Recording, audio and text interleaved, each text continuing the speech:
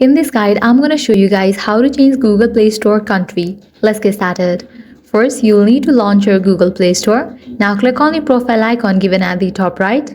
Different options will appear. Click on the option Payments and Subscriptions.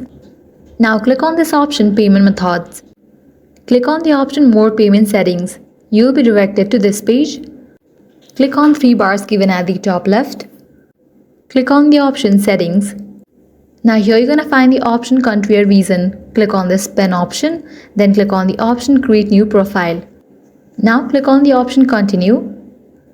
Then click on this drop down and here you're going to find different country option. Select the one that you want to set for your Play Store. With this, your country or region will be updated on Google Play Store. So that's a wrap for this video. This is how you can easily change Google Play Store country. If this guide helped you out, do not forget to like, share and subscribe. Thanks for watching.